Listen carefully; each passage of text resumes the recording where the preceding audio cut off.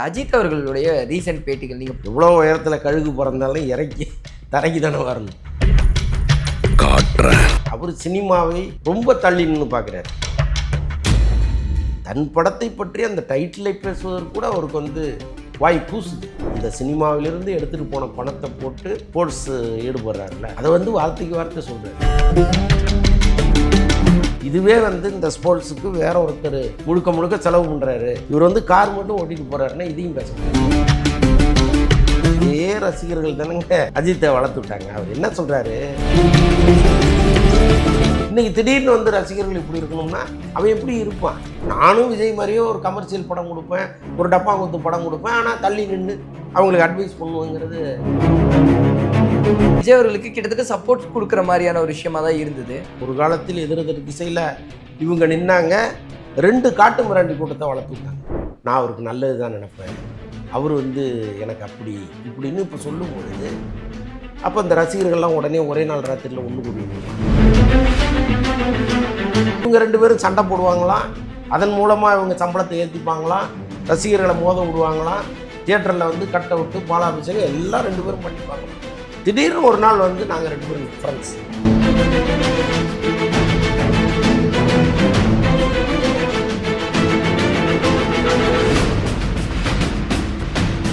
அஜித் அவர்களுடைய ரீசன்ட் பேட்டிகள் நீங்கள் பல வரை உங்களுடைய பேட்டிகளில் சொல்கிறது உண்டு. அஜித் அவர்கள் வெளியே ரசிகர்களை சந்திக்கணும், இல்லை மக்கள்கிட்ட கொஞ்சம் இன்ட்ராக்ஷன் இருக்கணும்னு. பட் இப்போல்லாம் தொடர்ந்து அவருடைய ஃபோட்டோஸ் வரதையோ இல்லை அவர் என்ன சொல்கிறது ஒரு இன்டர்வியூ மூலியமாக இன்ட்ராக்ட் பண்ணுறதையோ நம்ம பார்க்க முடியுது. இதை எப்படி பார்க்குறீங்க? இங்கே இவர் சொன்ன மாதிரி தான், ரத்னகுமார் சொன்ன மாதிரி தான். எவ்வளோ உயரத்தில் கழுகு பிறந்தாலும் இறக்கி தரைக்கு தானே வரணும், இறையெடுக்க தரைக்கு தானே வரணும். அதுதான் அஜித்தை பொறுத்தளவுக்கு நடந்துகிட்ருக்கு. அவர் சினிமாவை ரொம்ப தள்ளி நின்று பார்க்குறாரு. இது எனக்காக ஒரு தயாரிப்பாளர் கடன் வாங்கி வர்றாரு, என்னை வச்சு ரிஸ்க் எடுக்கிறாரு அப்படிங்கிறது அவர் மனதில் எப்பவுமே இருந்ததில்லை. அந்த படம் குறித்து ஒரு வார்த்தை அவர் எங்கேயுமே பேசினது கிடையாது. அதை இழிவாக்குறதுறார். அவர் தன் படத்தை பற்றி அந்த டைட்டிலை பேசுவதற்கு கூட அவருக்கு வாய் கூசுது. அவர் படத்தினுடைய டைட்டிலை அவர் வாயால் சொல்கிறதுக்கு வாய் கூசுது அவருக்கு. அதுவும் பணம் தானே. அவரும் எத்தனை வட்டிக்கு வாங்கிட்டு வர்றாரு. ஒருவேளை படம் மிஸ் ஆயிடுச்சுன்னா அவர் லைஃபே கண்டோம். அதுக்கப்புறம் குடும்பத்தோடு ஒரு போராடி மீண்டும் இன்னொரு படம் எடுத்து வர்றதுங்கிறதெல்லாம் உடனே நடக்கிற விஷயம் கிடையாது. அப்படி ரிஸ்க் எடுத்து வர்ற ஒரு தயாரிப்பாளரை அஜித் மதிப்பது அவ்வளோதான். ஆனால் இந்த சினிமாவிலிருந்து எடுத்துகிட்டு போன பணத்தை போட்டு ஒரு ஸ்போர்ட்ஸ் ஈடுபடுறாருல, அதை வார்த்தைக்கு வார்த்தை சொல்கிறார். வரிக்கு வரி அதை வியந்து பேசுகிறார்.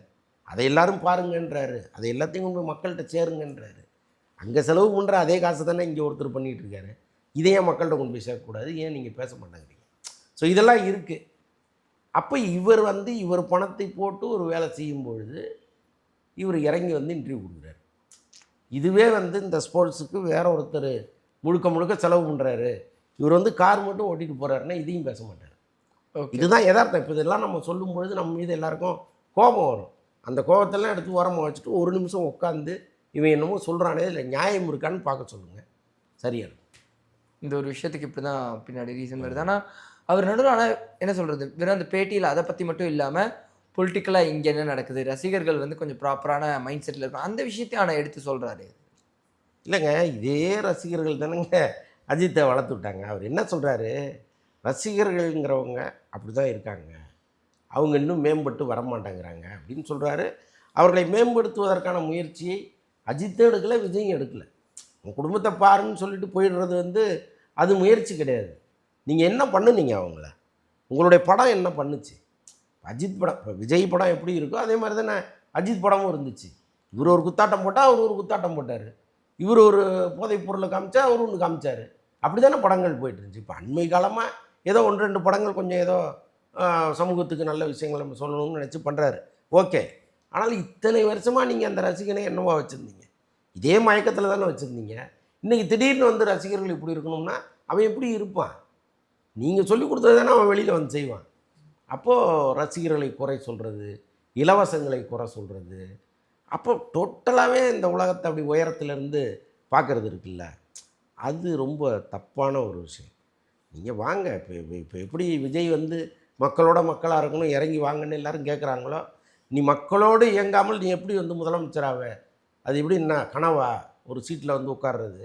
எவ்வளோ உழைப்பு இருக்குது, எவ்வளோ போராட்டம் இருக்குது.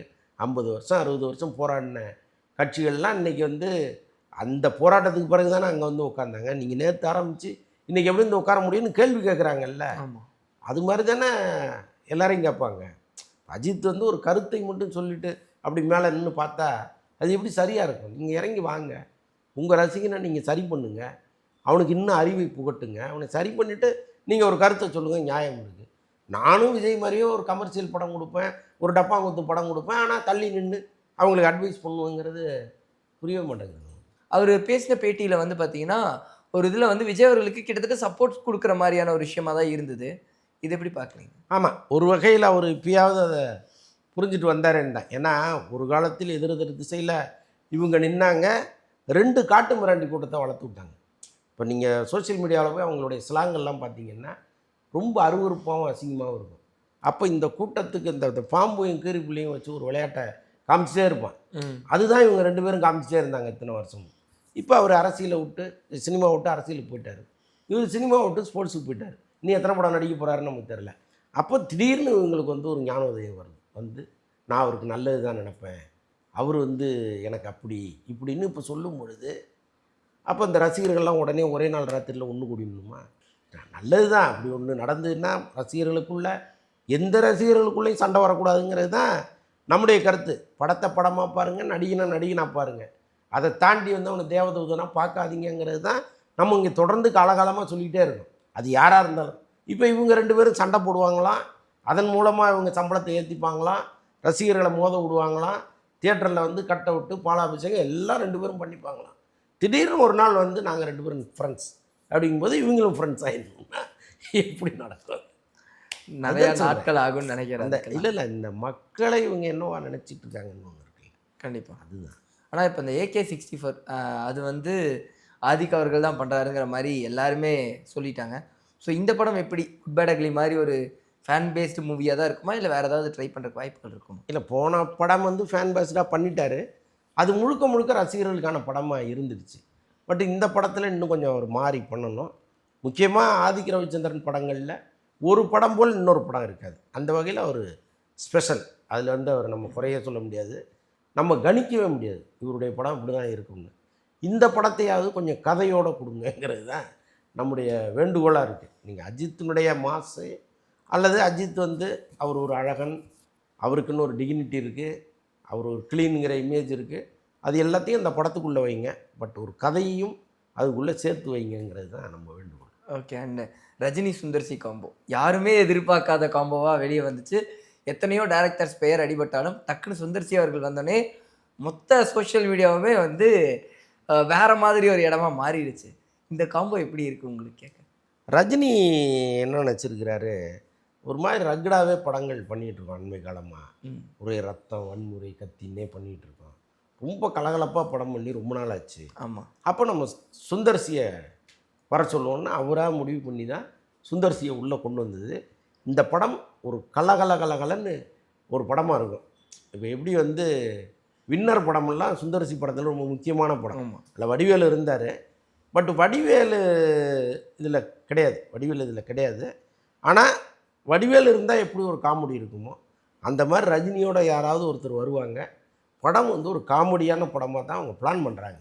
ஓகே. காமெடி, ஒரு சென்டிமெண்ட்டு, ரஜினிக்குரிய அதே கம்பீரம், இது எல்லாம் கலந்த ஒரு படமாக இருக்கும். அதுக்கப்புறம் பேசப்படுகிற படம் தான் ரஜினி கமல் அவர்கள் இணையிற படம். இப்போ வரைக்கும் நெல்சன் அவர்கள் சொல்லப்பட்டிருக்கு. கூலிக்கு முன்னாடி லோகேஷ் கனகராஜ் அவர்கள் சொல்லப்பட்டுச்சு. ஸோ ஜெயிலர் 2வோட வெற்றி தான் இந்த கூட்டணி உருவாக்கும்னு நினைக்கிறீங்களா? ஆமாம், கட்டாயமாக. அது நெல்சனுக்கு வந்து கிட்டத்தட்ட ஒரு 200% நெல்சன் தாங்கிற அளவுக்கு இருக்குது இப்போதைக்கு. ஓகே. நெல்சன் தான் அதை அறிவிக்காதீங்க, இப்போது அறிவிக்கணும்னு ரஜினியும் விரும்பியிருக்காரு. ஓகே. இப்போவே அதை அறிவிச்சிருவோம் அப்படின்ட்டு. நெல்சன் தான் ரொம்ப ரிக்வஸ்ட் பண்ணி வேண்டாம் சார், இப்போ வேண்டாம், ஜெயிலர் வந்துட்டோம், ஜெயிலர் 2 வந்த பிறகு அனௌன்ஸ் பண்ணுங்கள், அது வரைக்கும் அவசரப்படாதீங்க அப்படின்னு அவர் தான் கண்ட்ரோல் பண்ணி வச்சுருக்காரு. ஸோ கண்டிப்பாக நெல்சன் அவர்கள் தான் பண்ணுவாங்க. இது நான் என்ன இதுவாக இருக்குன்னா, இப்போ ஜெயிலர் 2வோட வெற்றி தான் அந்த கூட்டணியை கன்ஃபார்ம் பண்ணுமா சார்? சினிமாவில் வந்து எப்போவுமே அதுதான் ஒன்று. ஓகே. ஒரு படம் வெற்றி படமாக இருந்ததுன்னா கொஞ்சம் கூடுதல் சந்தோஷத்தோடு போவாங்க. தோல்வி படம்னா யோசிப்பாங்க. குறைந்தது சம்பளத்தை குறைச்சி மறுபடியும் வந்து ஏதாவது ஒன்று பண்ணி போகலாமா அப்படின்னு யோசிப்பாங்க. பட் அதுவும் ஒர்க் அவுட் ஆனால் தான். இப்போ பீஸ்ட்டு ஃபெயிலியர் ஆன பிறகு நெல்சனோட எப்படி ரஜினி சேருவாருன்னு ஒரு கேள்வி இருந்துச்சு. ஆமாம். ஆனால் ரஜினி என்ன பண்ணிட்டாரு, இல்லை அந்த படத்தில் என்ன பிரச்சனைங்கிறத அவர் கேட்டு தெரிஞ்சுக்கிட்டார். ஏன் நெல்சனால் அந்த படத்தை நல்லா கொடுக்க முடியலங்கிறதுக்கு பின்னணியில் ஒரு காரணம் இருக்கும்ல, அதை அவர் கேட்டு தெரிஞ்சு கிளியர் பண்ணிட்டார். அப்போ நெல்சன் மேலே தவறு இல்லை, நம்ம அவரை நம்பி இந்த படத்தோட போகலாம் அப்படின்னு தான் அவர் உறுதியாக நின்னது. ஸோ அந்த மாதிரி ஏதாவது ஒரு எக்ஸம்ஷன் வரும். பட் ஜெயிலர் 2வை பொறுத்தளவுக்கு அவர் ரொம்ப நம்புகிறார் ரஜினி. ஓகே. ஆமாம். ஆனால் சார் இப்போது லோகேஷ் கனகராஜ் அவர்கள் சடனாக வந்து ரஜினிகாந்த் அவர்களையும் கமலஹாசன் அவர்களையும் ட்விட்டரில் அன்ஃபாலோ பண்ணது ஒரு பெரிய சர்ச்சையை கிரியேட் பண்ணியிருக்கு. அவர் அந்த படத்துலேருந்தும் ரிமூவ் செய்யப்பட்டதும். ஸோ இது எப்படி பார்க்குறீங்க? இந்த ஒரு ஜோன் எப்படி பார்க்குறீங்க? இப்போ லோகேஷ் மாதிரி ஒரு அனுபவப்பட்ட ஒரு டைரக்டர் அது அந்த வேலையை செஞ்சுருக்கக்கூடாது.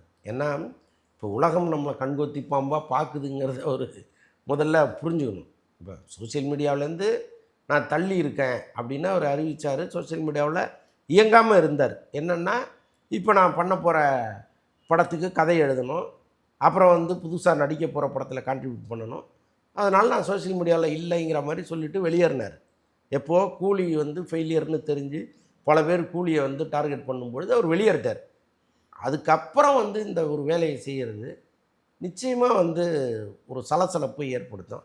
ஆனால் நான் விசாரித்த வரைக்கும் என்ன சொல்கிறாங்கன்னா, இல்லைங்க லோகேஷ் வந்து ஒரு 10 டேஸ்க்கு முன்னாடி கூட கமல் ஆஃபீஸில் போய் கமலை பார்த்துட்டு வந்தார், அதனால் கமலுக்கும் அவருக்கும் எந்த முரணும் இல்லை அப்படின்னு சொல்கிறாங்க. அப்புறம் வந்து கமலுடைய பிறந்த நாளைக்கு ஒரு ஃபோனில் வாழ்த்தினார். ஏன்னா 2 பேருமே ஊரில் இல்லை, அதனால் ஃபோனில் வாழ்த்தினார் அவருன்னு ஒரு தகவலை சொல்கிறாங்க. பட் அது எந்த அளவுக்கு சாத்தியம்னு நமக்கு தெரியல. அவர் ஃபோனில் வாழ்த்தினதா ஒரு தகவல் வருது. இப்போ இதுலேருந்து ட்விட்டர்லேருந்து அவங்கள வந்து அவர் அன்ஃப்ரெண்ட் பண்ணியிருக்கிறது நமக்கு சில சந்தேகங்களை ஏற்படுத்துது. அதனால தான் நான் சொல்கிறேன், இந்த மாதிரி கவனிக்கக்கூடிய இடத்தில் இருக்கிற இயக்குனர்கள் ஒவ்வொரு செயலையும் கவனமாக செய்யணும். ஏன்னா அது ஒரு பெரிய பிரச்சனையாக மாதிரி கேள்வி கேட்குறீங்களா?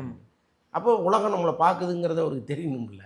ஸோ அது தவிர்த்துருக்கலாம். ஆனால் சார் ஒரே ஒரு படம் ஃபெயிலியர் ஆனபோது மொத்தமாக அவரை டார்கெட் பண்ணுறதா இருக்கட்டும், அவர் என்ன பண்ணாலும் அதை வந்து அட்டாக் பண்ணுறதா இருக்கட்டும், இது எதனால் சார்? ஏன்னா அவர் நடித்த ஒரு படத்துடைய டீசர் வருது.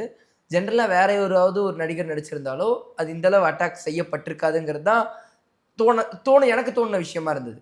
ஒரு படம் ஃபெயிலியர் ஆனதுக்காக இவ்வளோ ஒரு அட்டாக் ஏன் அவர் மேலே? இல்லைங்க, எப்போவுமே நீங்கள் ஸ்கூலில் கவனிச்சிங்கன்னா நல்ல ஸ்டூடெண்ட் இருப்பான், கொஞ்சம் அரட்டை அடிக்கிற படிக்காத ஸ்டூடெண்ட்டு ஒரு 4-5 பேர் இருப்பான். ஆனால் அவங்க தப்பு பண்ணால் என்ன ரியாக்ஷனோ அதை விட அதிகமாக ஒரு நல்லவன் தப்பு பண்ணால் பண்ணுவாங்க. என்ன காரணம்னா, உங்ககிட்ட நான் அதை எதிர்பார்க்கலங்கிறவன். அப்போ அதுதான் வந்து இந்த விஷயத்துலையும் லோகேஷை ஒரு உயரத்தில் வச்சு எல்லாருமே பார்க்குறாங்க. அப்போ நீ அலட்சியமாக லெஃப்ட் ஹேண்டில் ஒரு படத்தை பண்ணும்போது இறங்கி அடிக்க தான் செய்வாங்க. ஏன்னா அவன் அவ்வளோ நம்பிக்கை வச்சுட்டான் உங்கள் மேலே வச்சுருந்த மரியாதை, அன்பு எல்லாமே படப்படன்னு உடையும் போது அவனால் சும்மா இருக்க முடியாது, ரியாக்ட் பண்ணி தான் தருவான். அது வேறு வழி இல்லைல்ல. கண்டிப்பாக அதுதான் காரணமாக இருந்திருக்கு. அப்போ லோகேஷ் கனகராஜ் அவர்கள் இந்த ஆக்டிங் முடிச்சுட்டு அடுத்து என்ன படம் ஆரம்பிக்கிறதுக்கு வாய்ப்புகள் இருக்குது? இப்போ அவர் வந்து தொடர்ந்து வந்து ரஜினி ஒரு பக்கம் ட்ரை பண்ணிகிட்ருக்காரு, கமல்கிட்ட ஒரு பக்கம் பேசிகிட்டு இருக்காரு. அதுக்கடையில் எப்படி இந்த வேலை நடந்துட்டு ட்விட்டரில் நீங்கள் கேட்காதீங்க, ஆனால் நடந்துட்டு கைதி 2 அப்போது என்ன கைதி 2 பண்ணுறாங்க. ஓகே. அது இல்லாமல் அவர் இந்த கரையை போக்கணும்னு நினைக்கிறார். இப்போ ரஜினி கமல் படத்துலேருந்து அவர் நீக்கப்பட்டதை வந்து பெரிய அவமானமாக நினைப்பார்ல.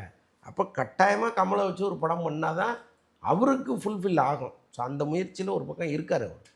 கைதி 2வும் கட்டாயமாக நடக்கும். என்னென்னா இப்போ கைதி 2வை பொறுத்தளவுக்கு அவர் கேட்குறது ஒரு பெரிய சம்பளம். அந்த சம்பளத்தை கொடுப்பதற்கு இப்போ எஸ்ஆர் பிரபு தயாராக இல்லை. இன்னொன்று வந்து லோகேஷ் கனகராஜுக்கு இருந்த மாஸ் குறைஞ்சிருச்சு. இப்போ கைதி 2வுக்கு பெரிய அளவு பட்ஜெட்டில் படம் பண்ண முடியாது. கேட்டால் இவ்வளோ தான் சார் இவரை வச்சு படம் பண்ணும்போது எங்களால் முடியும்பாங்க. இதெல்லாம் இருக்குது. இதற்கெல்லாம் உடன்பட்டு ஒரு படத்தை அவர் பண்ணணும். அது நடக்குமா? அதுக்கு அவர் இறங்கி வருவாரா? இவ்வளோ பிரச்சனைகள் இருக்குல்ல. ஸோ இத்தனை விஷயங்கள் இதுக்குள்ளே இருக்குது. ரீசெண்டாக சோஷியல் மீடியாவில் பெரிய கான்ட்ரவர்சியை கிரியேட் பண்ண விஷயம் தான் கௌரி கிஷன் அவங்கள வந்து கேள்வி கேட்ட இது. இந்த ஒரு இஷ்யூவை நீங்கள் எப்படி பார்க்குறீங்க சார்? ஆஸ் அ ஜேர்னலிஸ்ட்டாக நீங்கள் சொல்லுங்கள் சார். கட்டாயமாக இன்றைக்கி இருக்கிற பெண்கள் எவ்வளவு சிரமங்களை தாண்டி படம் நடிக்க வராங்கங்கிறத முதல்ல எல்லாருமே புரிஞ்சுக்கணும். ஒரு காலத்தில் நடிகைகளை இவங்க பார்த்த பார்வை இனிமேல் பார்க்க முடியாது. ஏன்னா இன்றைக்கி நல்ல படித்த பெண்கள் வந்து சினிமாவுக்கு வராங்க. அவங்க வந்து ஒரு டிக்னிட்டியை மெயின்டைன் பண்ணுறாங்க எப்போவுமே. சினிமா எனக்கு வாய்ப்பு வேணுங்கிறதுக்காக நான் என்ன வேணாலும் பண்ணுவேன் அப்படிங்கிறதெல்லாம் கிடையாது. ரொம்ப ப்ரொஃபஷனலாக வராங்க அவங்க. காலையில் எப்படி ஒரு ஐடி கம்பெனிக்கு போகிறாங்களோ அது மாதிரி வந்துட்டு சாயங்காலம் கிளம்பி போகிற அளவுக்கு அவ்வளோ அழகாக இந்த சினிமாவை அவங்க ஹேண்டில் பண்ணுறாங்க. அப்போ அவங்களுக்கு அந்த மரியாதையை கொடுத்து அந்த பார்வையோடு தான் அவங்கள பார்க்கணும். என்ன வேணாலும் நம்ம கேட்டுற முடியுங்கிறது இல்லை. அந்த காலம் மலையேறிடுச்சு. அதனால் ஒவ்வொருத்தரும் அதை புரிஞ்சுக்கிட்டு கேள்வி கேட்குறது எப்போவுமே நல்லது. ஸோ அந்த பிரச்சனையை அவங்க ஹேண்டில் பண்ண விஷயத்தையுமே நீங்கள் எப்படி பார்க்குறீங்க? ரொம்ப எக்ஸ்ட்ராடினரிங்க. நிஜமாக வந்து அவ்வளவு துணிச்சலாக ஒரு பெண் பேசுனது வந்து ரொம்ப ஆச்சரியமாக இருந்துச்சு. அதுவும் வந்து ஒரு சின்ன பொண்ணு. அவங்க ஏதோ ஒரு 10 படம் 20 படம் நடித்து ஒரு பெரிய பக்குவம் வந்து ஒரு அவங்க ஏஜே ஒரு 25 வயசில் 30 வயசில் பேசுனாங்கன்னா கூட ஒரு பக்குவம் இருக்குதுன்னு நம்ம எடுத்துக்கலாம். இந்த வயசுலேயும் இவ்வளவு பக்குவம், அது ரொம்ப எனக்கு ஆச்சரியமாக இருந்துச்சு. அவங்க ஹேண்டில் பண்ண விதம், அந்த துணிச்சல் எல்லாமே எனக்கு ரொம்ப ஆச்சரியமாக இருந்துச்சு. ஸோ நிறைய விஷயங்கள் பேசினோம் சார். இப்போ சோஷியல் மீடியாவில் இருக்கிற பஸ்ஸாக இருக்கட்டும், இல்லை சினிமா சம்மந்தமான விஷயங்களாக இருக்கட்டும், நிறையா பேசினோம். இந்த ஒரு சந்திப்புக்கு ரொம்ப ரொம்ப நன்றி சார். நன்றி.